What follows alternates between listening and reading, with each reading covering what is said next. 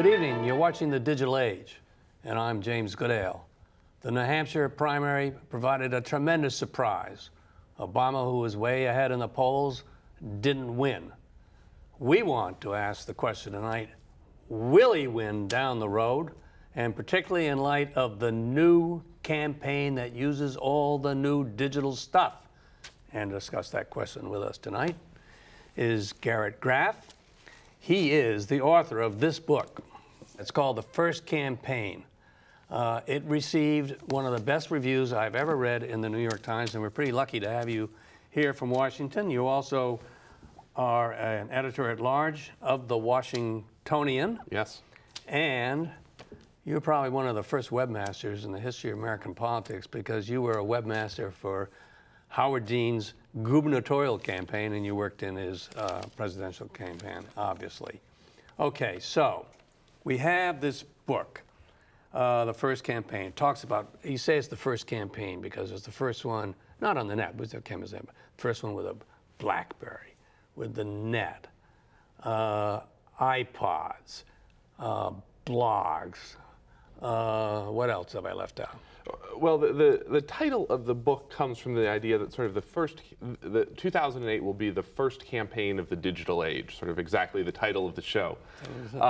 That it will be a campaign that's influenced by technology and conducted using technology, and also that technology will be both a policy issue and a campaign tool in it. That while the candidates are campaigning on YouTube and using Facebook and MySpace and sending out emails to raise money online and all of these things, that they're also going to be talking about the issues of technology and how America can function in a globalized, wired economy in the coming decades. Okay, well, let's pick off the first issue, because that's the most current one, and we'll get to the second issue, which is who's our technological candidate. But the first issue is really hot. Now, we've had two primaries. Yes. So I'm thinking this is our first digital age campaign that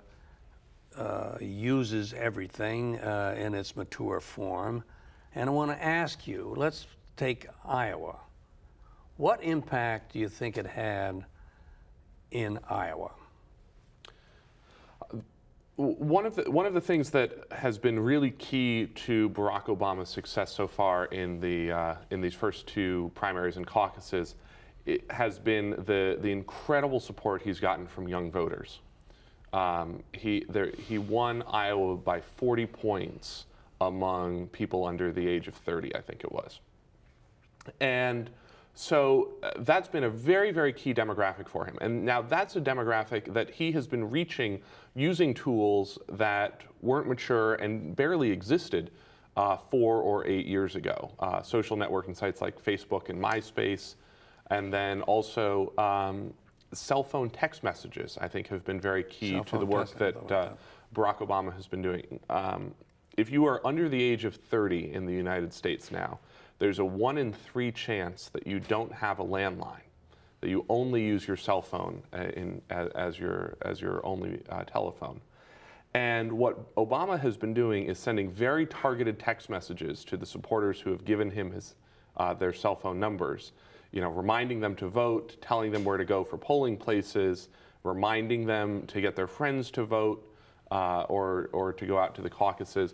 And what we really saw in Iowa was that it was those young people who delivered the victory, and that it was really the young voters in New Hampshire that kept Obama competitive with Senator Clinton. I want to come back to New Hampshire and compare it with Iowa, because one of the interesting statistics is that the young voters didn't show up as much in New Hampshire. We can talk about this in a minute, but clearly the numbers that Obama picked up from under 30 in Iowa were key. So let's just pick apart what you said. First of all, I guess your first point is really organizational, isn't it? Mm-hmm. I want to talk about the fundraising.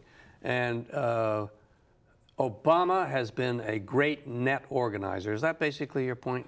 Yes, he has been. I think that his campaign has been the best organized on the web of any of the 2008 candidates on either side.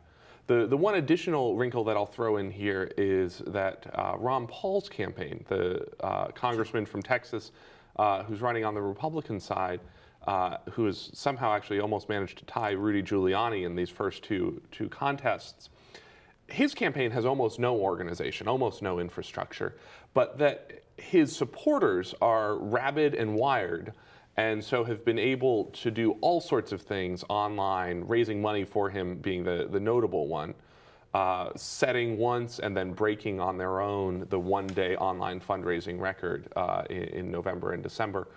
And that has been a huge infusion of cash and support to Ron Paul's campaign. But the distinction that I draw in the book is that, you know, his campaign doesn't have to really understand what's happening online. And that's the beauty of the way that you can run sort of these distributed campaigns today, where, you know, Ron Paul's raised $6.2 million online in his latest money bomb, as his supporters call it. 4 million one day. Yeah. And over 6 the second. Yeah. And that was before his campaign office in New Hampshire had even installed telephones. It's amazing that the fundraising abilities that the net gives you.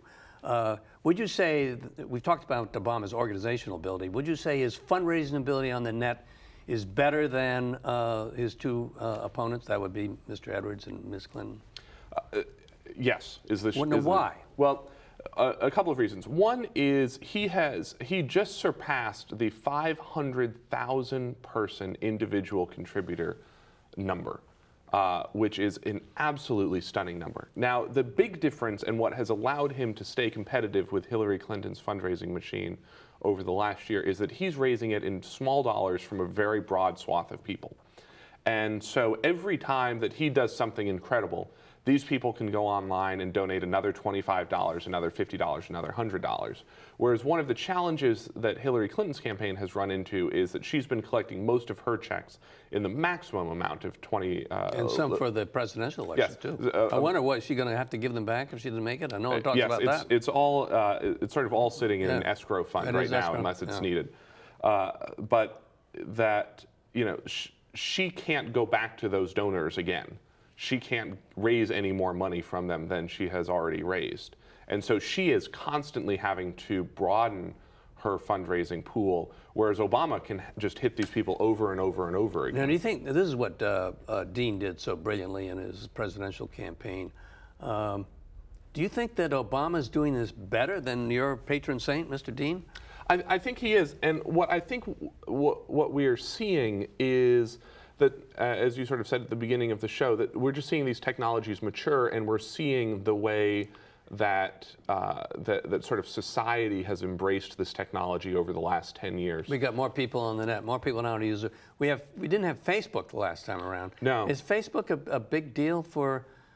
I had my previous show. I had 3 guests on who were older than you, which is easy to do because the New York Times reviewer said you were embarrassingly young. Yes. But anyway, we had 3 people on in the preceding show who were not so embarrassingly older, and I asked them if they're on Facebook. I was the only one who was on Facebook. But so Facebook's but for what age group does Facebook work as a political tool? Well, it's almost too early to tell. Oh, it is. We know that Barack Obama has been very successful gathering friends online. But we're just beginning to tell, you know, we're 2 contests into this now, whether that can turn into votes. And sort of the knock against internet campaigning has always been, you know, you can raise money, you can create friends, you can watch the videos online, but that doesn't get you to the polls. Yeah, that's just what And what I think... well, you could get them to the polls, but it doesn't get a victory at the polls. Exactly. Yeah.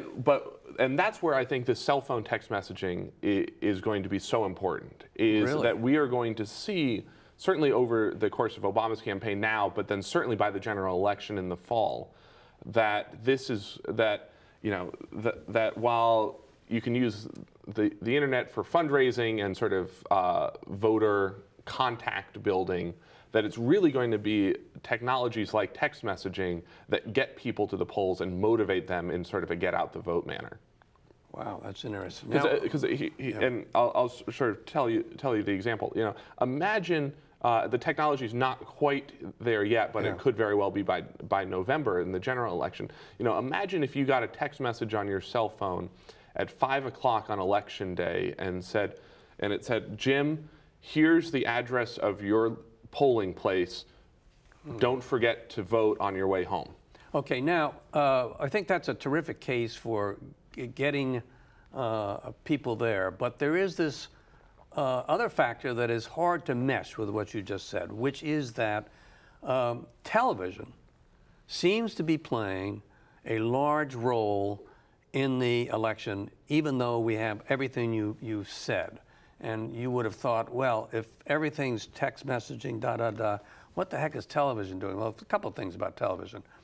First of all, if you look at the campaigns, they're spending 90% of their money on television. But why on television when you get all these people in it? The second thing is that its impact. With respect to Hillary Clinton crying, it would be my judgment, just sort of reading what I read, that most people saw that on television in New Hampshire. Now I suppose it's on YouTube. But all the people who are quoted in the paper, maybe they're the wrong people, say, when I saw her on television standing having a sandwich, that made a big impact on me. How do we mesh the two where we have the first campaign in the digital age, as you say, which uses all the implements of the digital age, but as this campaign is developing, it seems that television is still a major part of it. How do we connect the two? I think that you're right that television is certainly a major part of this campaign. The candidates in New Hampshire aired 28,000 campaign ads in the weeks leading up to the primary in New Hampshire. But what I think that we're seeing is a cascade away from television that won't take place in a single election. It won't even take place probably in the next election, but over the course of several elections, as television as a medium evolves into a medium where you sort of choose what you want to watch and when you want to watch it, that this is going to be something that is going to play less and less of a role. Okay. And then the second thing, sort of, as you said, sort of people are still watching things on TV, but what's interesting and different about this campaign is the ability to go back and watch something after it's happened. You know, if you missed Hillary Clinton crying or tearing up in New Hampshire just before the primary, you didn't really, 4 years ago, 8 years ago, you wouldn't have had another opportunity to see it unless you happened to catch it on TV. Barack Obama's caucus victory speech last Thursday, he gave it at about 11 o'clock Eastern time. Who knows how many people were watching and saw it live then. Almost 1 million people have watched it on YouTube in the week since. On YouTube? Oh, that's interesting. And so I imagine that there's a good chance that almost as many people have now seen it on their own terms on YouTube in the week since it was delivered live, than saw it live on television. Well, a million is a lot, but it is not as much as the 23 to 30 million that watch network television every night. So that's important. One factor that interests me with respect to this idea of TV is that while campaigns were spending a zillion in Iowa, when you looked at the results were disproportionate to the spending. That is to say, yes. Huckabee didn't have any money, and there he was making himself good, and McCain didn't have any money either. So the question there is, do you think that there's a lot of talking on the net that results from someone who went to a Huckabee event, I suppose could even post a video to his friends? So the net may have been more powerful for other reasons than you've stated in Iowa, but is there any way to tell? What do you think? There's no way to tell, though, is there? Well, we sort of only know anecdotally what has helped Mike Huckabee sort of rise to the fore in the Republican nominating. But one interesting story that I think sort of tells us a little bit about how conversation and politics happens in 2008 is that one of the key networks that have sort of been mobilized to support Huckabee was an evangelical Christian email list created to help promote the Mel Gibson movie, The Passion of the Christ.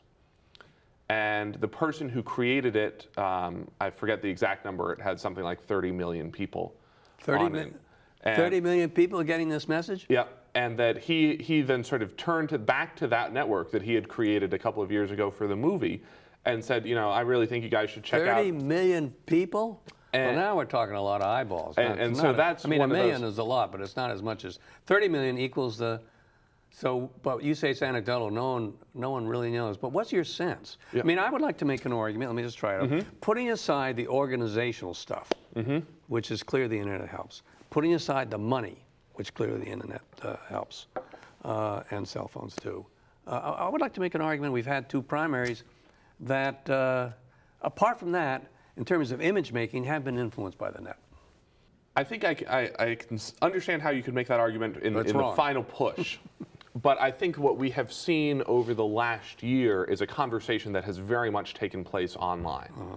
And that a lot of what allowed Hillary to sort of change tacks at the last minute in New Hampshire and sort of open up her campaign was the result of criticism that she had been leveled against her online.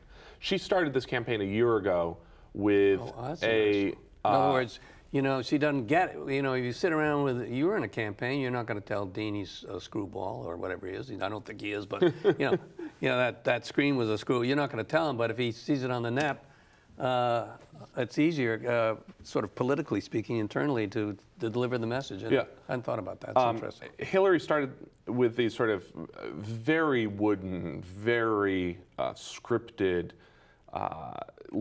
listening conversations that she had posted as web videos.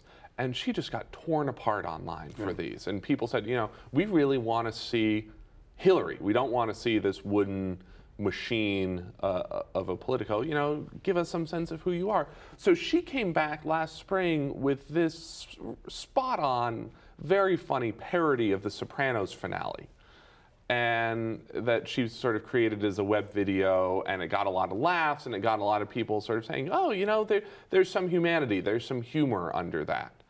And that we've sort of seen those moments sort of creep up over the last year, so that the criticism that she was getting in Iowa in the last couple of weeks before the caucus, I think was stuff that she'd been sort of hearing and listening and learning from over the course of the year. Okay, well, let's talk about Mr. Obama. Yes.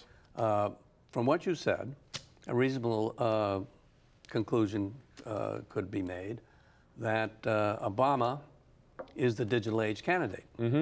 All right. Is he going to win?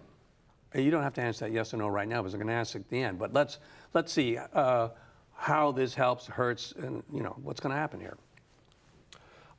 I think absent the internet, absent the online money that he's been able to raise, he had no shot. Okay, conceded. That. Okay, but now he's here. So now he's here. And one of the only way that he's going to be able to raise the money over the next couple of weeks to compete in the February 5th primaries in Florida and beyond is going to be through this online fundraising. Okay. I think I would agree with that. I think everyone's going to, well, not everyone, but anyone's looked at it, see he's really in a good position to raise money and better than maybe anybody else. Okay. The next thing is that the beauty of the internet today is that it allows you to do mass organization very easily and very cheaply. Right. And if you are turning to look at a 19-state, almost national primary on February 5th, then one of the only tools that he's going to be able to have to build a 19-state network in the space of the 3 weeks that he currently has is going to be to turn to the web and to talk to people online and to really sort of build a distributed network. Let me ask you something about Obama. Well, the surveys from New Hampshire show that he's the brie and cheese candidate. That is to say, he appeals to the college-educated plus, and that he did not do well in the cities. He did not do well with blue-collar types, and that you can do well with brie and cheese, but to win, you need the blue-collar types, or perhaps you need a heavy black turnout. Now, How do we deal with that question? Because one would have thought perhaps the lower economic stratas in our society are not as net savvy as you are, for example. So how does that impact on Barack's campaign? How does he deal with that? Does the net help him, or does it not make any difference? Well, when you talk about him winning the cities, just one point that I would add there is that New Hampshire cities are sort of anomalous in the United States in that they're white cities. Right. That, sort of as you get out of New England, I think he's going to do a lot better in urban areas simply because there'll be a larger minority population. That's a very good point. But how about, let's say everybody wears a blue collar, white, black, or Hispanic, whatever, and so forth and so on. What about his appeal to the blacks and Hispanics and lower class whites in terms of, I would think, even his economic message? How does the net help him with that? If at all. I'm not sure that across the board the internet will help Barack Obama. Yeah. I think it will be incredibly key to turning out, and he hopes in increasingly large numbers, the young population, sort of the under 30, maybe even under 35 crowd, and that is demographically sort of the only group that he won by a wide margin in Iowa and New Hampshire. But in New Hampshire, he won by even a little less, or less, I would say. Why was that? The campaign said itself was disappointed at the Dartmouth students. They must have been drinking beer or something. Well, one thing that I think we didn't really realize coming back from Iowa and New Hampshire sort of as early as they are in January is that a lot of colleges weren't back in session yet. They were in session. And so in Iowa, we actually saw some colleges open their dorms early so that students could come back and caucus. Right. In New Hampshire, the same thing. There were a couple of major colleges there that weren't yet open yet from the holiday break, because normally the Iowa and New Hampshire primaries and caucus are at the end of January instead of the beginning of January. Well, now the under 30, under 35 group is heavily Democratic. It's heavily into the net. They voted in greater profusion than they did the last time than they did in 2002. Or 2000, I should say. You're a member of that generation. Do you think they're all going to flood out, or is this we're going to be us older types are going to be let down again by the youngers? Only in terms of participation, because I have no view on the campaign. I think that you might be right that currently the young vote appears to be much larger in 2008 than it was in 2004, 2000. In Iowa, the under 30 voter turnout was 3 times what it was the last time that there was a caucus. And if that holds true across the next couple of states, then they're going to be just fine. What's going to be interesting over the next couple of election cycles in the United States is that sort of this, no one has really settled on a name for it yet, sort of the millennials or the next generation, the net generation. Sort of the people born between 1977 and 1996, that's actually a group that's larger than the baby boomers. And so as they sort of mature and come to voting age, that's going to be a very powerful voting bloc that will be incredibly wired. I mean, the Wired magazine actually had this great piece where they sent one of their staff, one of their writers, to compete in the competitive texting competition. I think it was actually here in New York, and he went in. He was 25, and the 15-year-olds there said, "Don't even bother trying to compete. A 25-year-old is too old to win this." And who ended up winning was a 13-year-old. And so it's a different mindset that's coming up today. Okay, I want to come back at the end here. We're getting there, but to ask you, is all this going to happen soon enough to help Obama? But let's. I mean, you've got a big part of your books about many issues, globalization, technology. Do you think that Obama has the best technological plan? In other words, you say, for example, look at India. There's 25,000 graduates of institutes of technology working in the United States. Maybe we need them here. Does Obama have anything? Is he the best? How do you rate him? Barack Obama is actually, in terms of my book, sort of looking at technology and globalization and sort of how America will compete in the global economy. I think the best candidate out there. He actually went to Google at the end of November and gave a speech sort of laying out his tech and innovation platform, and announced that he would hire the first CTO, the first Chief Technology Officer for the United States. Oh, he did? If he's elected. Oh, really? Yeah.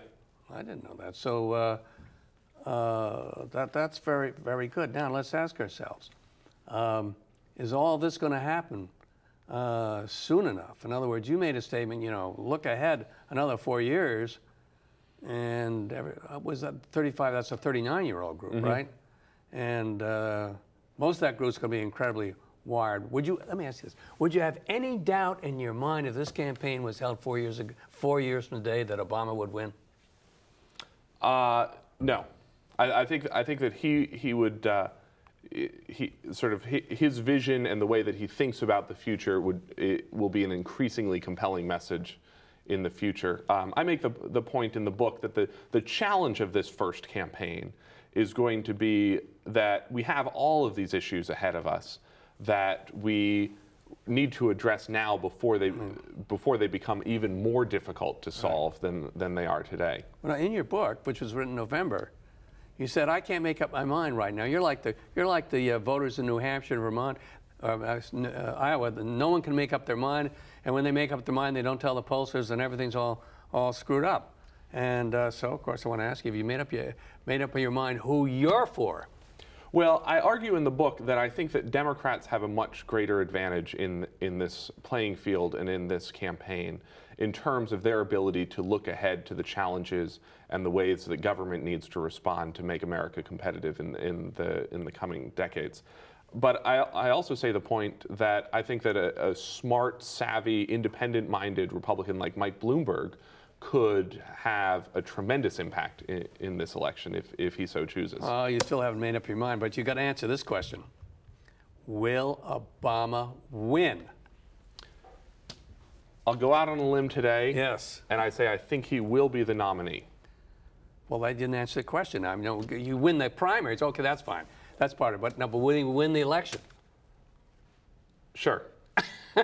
I think we're going to see just this fascinating campaign play out over the course of the year. And if this week answered a single question, it's that this isn't going to be easy, it's not going to be cheap, and it's not going to be short. Hey, Garrett Graff. Hey, thanks for coming by. That was great fun. A pleasure. Right. And thank you for coming by. And come by next week and learn more about the digital age. For the digital age, I am James Goodale. Good night.